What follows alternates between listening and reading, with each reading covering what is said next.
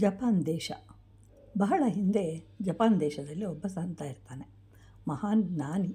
ಅವರನ್ನು ನೋಡಲು ದೂರ ದೂರದ ದೇಶಗಳಿಂದ ಬರ್ತಾ ಇರ್ತಾರೆ. ಹೀಗೆ ಅವನ ಕೀರ್ತಿ ಹೆಚ್ಚಾಗುತ್ತೆ. ಹಾಗೆ ಒಬ್ಬರು ಈ ಸಂತರ ಹೆಸರನ್ನು ಕೇಳಿ ಅವರನ್ನು ನೋಡಲು ಬರ್ತಾ ಇರ್ತಾರೆ. ಅವರಿಂದ ಏನಾದರೂ ಕಲಿಯಬೇಕು ಅಂತ ಅಂದ್ಕೊಳ್ತಾನೆ. ಸಂತರ ಬಳಿಗೆ ಬರ್ತಾರೆ. ನನಗೆ ಒಂದು ವಿಷಯ ತಿಳಿಸಿ, ಜೀವನದಲ್ಲಿ ಯಾವುದು ಶಾಶ್ವತ, ಯಾವುದು ಅಶಾಶ್ವತ ಎಂದು. ಸಂತರು ಏನೂ ಹೇಳಲಿಲ್ಲ. ಅವರು ಬಂದಾಗ ಸೂರ್ಯನು ಪ್ರಖರವಾದ ಬೆಳಕಿನಿಂದ ಬೆಳಗ್ತಾ ಇರ್ತಾನೆ. ಸ್ವಲ್ಪ ಸಮಯದ ಬಳಿಕ ಸೂರ್ಯ ಮುಳುಗ್ತಾನೆ.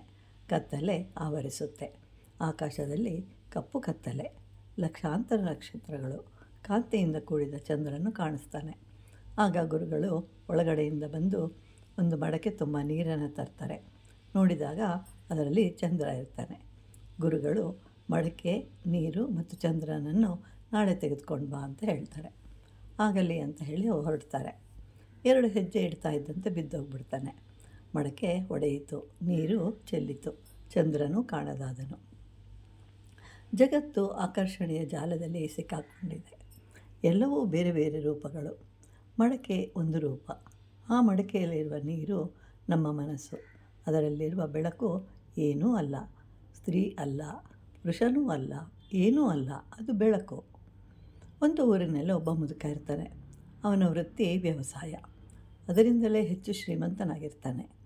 ಒಂದು ದಿನ ಅವನಿಗೆ ಯಾವುದು ಶಾಶ್ವತ, ಯಾವುದು ಅಶಾಶ್ವತ ಅಂತ ತಿಳ್ಕೊಳ್ಬೇಕು ಅಂತ ಅನಿಸುತ್ತೆ. ಆ ಸಮಯದಲ್ಲಿ ಜಪಾನ್ ದೇಶದಲ್ಲಿ ಒಬ್ಬ ಸಂತನಿರುವನು ಅಂತ ತಿಳಿಯುತ್ತೆ. ಅಲ್ಲಿಗೆ ಹೋಗೋಣ ಅಂತ ಹೇಳಿ ಹೊರಡ್ತಾನೆ. ಜಪಾನ್ ದೇಶ ತಲುಪುತ್ತಾನೆ. ಸ್ವಲ್ಪ ಬಾಯಾರಿಕೆ ಆಗಿದೆ. ನೀರು ಕುಡಿಯಲು ಅಲ್ಲಿಯೇ ಕುಳಿತಿದ್ದ ಮುದುಕನನ್ನು ಸಂತನ ಬಗ್ಗೆ ಕೇಳ್ತಾನೆ. ಆ ಮುದುಕ ಸಂತನು ನಾನೇ ಅಂತ ಹೇಳ್ತಾನೆ.